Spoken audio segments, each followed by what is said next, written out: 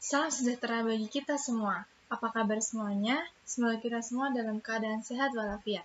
Hari ini saya sangat senang karena bisa berbicara dengan Bapak Ibu yang terkasih mengenai sesuatu yang mungkin penting bagi kita semua, terutama untuk Bapak Ibu yang sudah memasuki masa emas dalam kehidupan dan tengah menikmati masa tua di rumah sendiri. Nah, maka dari itu, mari kita bahas bersama tentang topik yang menarik, yaitu meningkatkan kualitas hidup melalui peningkatan efikasi diri pada masa emas. Nah, sebelumnya terima kasih banyak karena telah menyimak video presentasi ini yang mungkin berguna atau bermanfaat bagi Bapak Ibu sekalian. Perkenalkan, nama saya Elizabeth Novita Krisdiana, saya mahasiswi dari Universitas Sanata Dharma, Fakultas Psikologi. Dan saat ini saya menduduki semester 3 di jurusan Psikologi. Nah, mari kita masuk pada topik. Secara psikologis, memang pada masa yang emas ini kita mungkin saja dapat menderita masalah kesehatan mental, seperti stres, gangguan kecemasan, kesepian, dan sebagainya. Lalu secara fisik juga umumnya yang diderita lansia itu seperti osteoporosis, penurunan berbagai fungsi alat indera, diabetes, kondisi jantung yang memburuk, tekanan darah tinggi, radang sendi, dan sebagainya. Nah, penurunan kondisi fisik dan psikis ini yang akan menimbulkan masalah bagi kita. Kira-kira masalah atau tantangan apa saja sih yang akan kita alami di masa lansia ini? Nah, yang pertama yaitu ketidakberdayaan fisik yang sering menyebabkan ketergantungan pada orang lain. Memang, semakin tua, mungkin kita semakin berpikir seperti, waduh, saya sudah tua, gerak sedikit capek, jalan sedikit capek, energinya sudah tidak seperti anak muda lagi. Maka dari itu kita lebih cenderung untuk meminta bantuan pada orang-orang di sekitar kita, seperti keluarga, anak, teman, tetangga mungkin ya bahkan, dan lain-lain. Sehingga hal ini disebabkan karena kita merasa tidak bisa melakukan apa-apa lagi. Lalu yang kedua, ketidakpastian ekonomi, sehingga memerlukan perubahan total dalam pola hidup kita. Nah, di masa yang sudah berumur ini pastinya kita ingin menikmati hidup dengan santai. Namun mengingat umur kita sudah tidak dapat bekerja lagi dan tidak mendapat penghasilan, sehingga hidup kita jadi kurang dinikmati dan tidak adanya kesejahteraan. Kecuali Bapak Ibu sekalian ini sudah mengumpulkan atau menabung untuk biaya di kehidupan masa tua. Jadi sudah tidak memikirkan biaya kehidupan lagi dan mungkin hidupnya bisa lebih sejahtera ya. Makanya banyaknya permasalahan yang dihadapi oleh lansia ini memerlukan perawatan, perhatian, dan kasih sayang baik dari keluarga maupun orang lain, sehingga untuk memenuhi kebutuhan tersebut banyak lansia yang tinggal bersama anak-anak mereka, karena semakin tua seseorang, semakin besar hambatan mereka untuk tinggal sendirian. Nah, lansia ini memiliki pilihan untuk tinggal dalam kehidupan sosial, dengan siapa atau di mana kita akan tinggal. Beberapa pilihannya yaitu hidup seorang diri, tinggal bersama anak atau keluarga, dan tinggal di dalam panti. Nah, lansia yang hidup seorang diri akan lebih mudah mengalami penurunan kesehatan dan kesejahteraan. Tapi, tinggal sendirian sebagai lansia tidak berarti kesepian. Orang-orang lanjut usia yang dapat menopang dirinya sendiri ketika hidup sendiri seringkali memiliki kesehatan yang lebih baik dan sedikit mengalami ketidakmampuan, serta mereka selalu memiliki hubungan sosial dengan sanak saudara, teman-teman, dan para tetangganya. Walaupun ada pilihan untuk tinggal seorang diri atau di dalam tempat tertentu, pada dasarnya tinggal bersama keluarga ini masih jadi pilihan utama. Tapi pilihan untuk tinggal dengan anak yang sudah dewasa bagi lansia memang tidak selalu menyenangkan. Nah, ini tergantung pada pemikiran-pemikiran dari Bapak Ibu sendiri. Nah, kira-kira Bapak Ibu ini ada di tim mana nih? Hidup sendiri atau bersama pasangan atau hidup dengan keluarga anak-anaknya? Ayo, yang mana? Lalu, pada kesempatan kali ini saya akan membicarakan mengenai hubungan kesejahteraan subjektif dengan efikasi diri. Yang mungkin untuk mencapai kesejahteraan subjektif harus dilalui dengan mencapai efikasi diri terlebih dahulu. Nah, apakah Bapak Ibu sekalian sudah penasaran tentang topik-topik yang sudah saya bicarakan tadi? Saya sudah menyinggung sedikit mengenai efikasi diri dan kesejahteraan subjektif. Kira-kira kata-kata asing apa sih itu? Nah, makanya kita akan masuk pada penjelasan mengenai efikasi diri terlebih dahulu. Apa ya efikasi diri itu?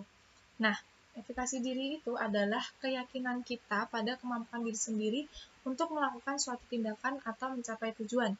Perasaan mampu atau mandiri, tidak tergantung atau tidak ingin merepotkan orang lain, dapat mengontrol tempat tinggal sendiri merupakan indikator efikasi diri yang dicapai karena tinggal sendiri. Nah, ini seperti kita memiliki kepercayaan pada diri sendiri bahwa kita masih mampu melakukan hal-hal yang bermanfaat dan menyenangkan. Misalnya, seperti seberapa jauh ya saya bisa melakukan itu, apakah saya masih bisa melakukan pekerjaan itu, saya bisa nggak ya, saya sanggup nggak ya. Mungkin Bapak Ibu pernah berpikiran seperti itu, sehingga mempengaruhi perlakuan kita terhadap sesuatu, yaitu hendak dilakukan atau tidak. Nah, lalu pentingnya efikasi diri untuk Bapak Ibu sekalian itu apa sih? Nah, pentingnya itu yaitu yang pertama memberi kepercayaan diri dalam menghadapi tantangan sehari-hari. Yang kedua, mengurangi tingkat stres dan kecemasan. Yang ketiga, membantu mempertahankan kesehatan mental dan fisik. Yang keempat, menumbuhkan semangat untuk tetap aktif dan berpartisipasi dalam kehidupan sosial.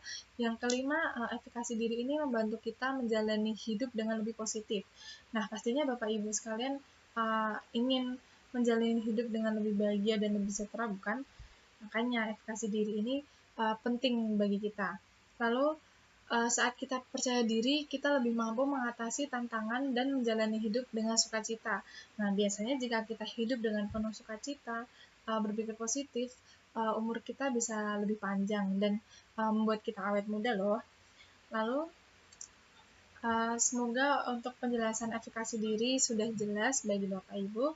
Selanjutnya kita masuk pada kesejahteraan subjektif. Kira-kira kesejahteraan subjektif itu apa sih?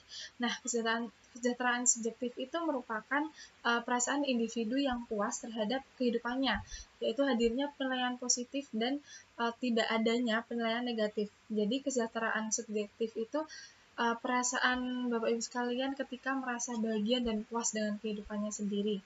Jadi hal ini melibatkan bagaimana kita merasakan kualitas hidup kita ini secara keseluruhan. Kira-kira apa sih pentingnya kesejahteraan subjektif ini? Nah, yaitu memberikan rasa bahagia dan puas dengan hidup, meningkatkan kualitas hidup sehari-hari, memperkuat kesehatan mental dan fisik. Nah, kesejahteraan subjektif ini penting bagi lansia karena dengan seseorang memiliki penilaian yang lebih tinggi tentang kebahagiaan dan kepuasan hidup, maka mereka cenderung bersikap lebih bahagia dan puas. Dengan adanya perasaan bahagia, maka dapat membantu lansia dalam mengatasi masalah-masalah yang sedang dialami dan lebih sadar serta lebih siap untuk terikat dengan kegiatan baru dibanding dengan lansia yang tidak bahagia. Lalu hubungan self-efficacy dengan kesejahteraan subjektif ini apa sih? Nah, hubungannya itu ketika kita merasa percaya diri, kesejahteraan subjektif ini atau kebahagiaan pribadi cenderung meningkat. Dan hal ini menciptakan lingkungan lebih positif di dalam dan sekitar kita. Lalu bagaimana keyakinan diri mempengaruhi kesejahteraan subjektif? Nah, jika kita percaya bahwa kita bisa menjalani hari tanpa banyak masalah, kita cenderung merasa lebih bahagia. Lalu keyakinan diri juga dapat membantu kita mengatasi rasa kesepian dan mengembangkan hubungan sosial yang lebih baik. Lalu kira-kira pasti Bapak Ibu sekalian penasaran nih, tips-tips apa aja sih yang bisa meningkatkan efikasi diri? Nah,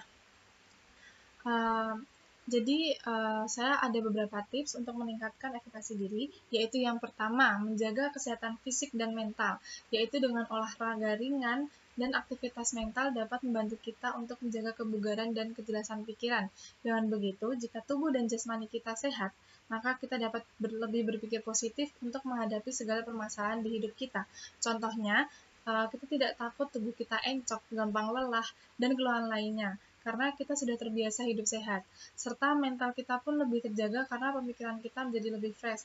Nah, ini biasanya dapat dilakukan dengan senam atau mungkin lari pagi. Biasanya tetangga-tetangga saya itu yang sudah berumur lanjut usia itu banyak yang lari pagi, jogging, seperti itu naik sepeda atau mungkin senam. Termasuk ibu saya yang sudah lansia juga biasanya mengikuti senam.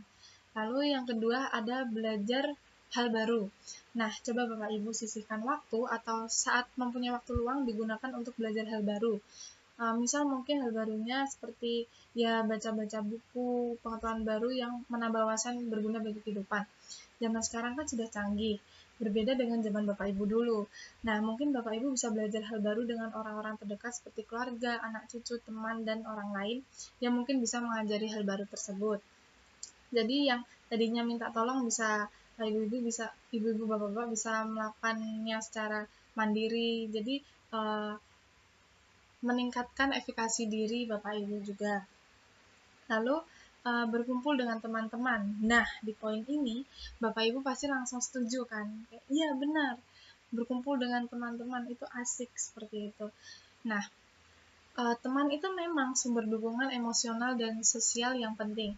Nah, kalau ada reuni nih, Bapak Ibu bisa langsung berbebas janjian ya dengan teman-temannya. Ayo deh segera kumpul di mana gitu. Seneng dong dan kangen dong pasti ketemu kawan lama. Nah, biasanya di usia emas ini mungkin Bapak Ibu pengennya refreshing, jalan-jalan, apalagi ketemu teman-teman. Nah, itu wajar dan bagus juga untuk kesehatan mental. Jika teman-temannya memberikan dukungan dan suasana yang positif ya. Kalau reuni coba deh Bapak Ibu sekalian cerita, sharing, gosip sedikit, mungkin tentang masalah atau hal-hal lain agar membuat Bapak Ibu lebih terbuka gitu. Dengan begitu mungkin Bapak Ibu juga bisa diberi dukungan atau saling mendukung dengan teman-temannya. Serta Bapak Ibu juga dapat berpartisipasi dalam kegiatan yang lain seperti kalau misal Bapak Ibu mampu, Bapak Ibu dapat mengikuti gotong royong, kerja bakti atau dan lain-lain ya, yang kegiatan yang ada di RT atau di lingkungan ya rumah Bapak Ibu sekalian. Lalu inti dari pembahasan saya kali ini yaitu saya ingin mengajak Bapak Ibu untuk terus percaya pada diri sendiri. Nah, setiap langkah kecil yang kita ambil untuk meningkatkan keyakinan diri ini dapat memberikan dampak positif pada kesejahteraan subjektif kita. Nah, makanya dengan meningkatkan efikasi diri, kita dapat menghadapi tantangan hidup dengan lebih percaya diri dan menikmati setiap momen. Semangat dan keyakinan diri itu adalah kunci untuk menjalani masa tua dengan penuh makna dan kualitas hidup yang baik. Efikasi diri ini membawa kebahagiaan dan kepuasan kita di masa lansia. Sekian pembahasan yang dapat saya sampaikan. Maaf apabila terdapat penjelasan yang mungkin kurang jelas atau terdapat salah kata. Semoga presentasi singkat ini bermanfaat dan dapat membantu kita semua untuk meraih kualitas hidup yang lebih baik, serta memberikan inspirasi dan energi positif untuk kita semua. Nah, mari bersama-sama menjalani kehidupan dengan penuh keyakinan dan kesejahteraan. Terima kasih banyak atas perhatian Bapak Ibu yang terkasih. Salam sehat dan sampai jumpa.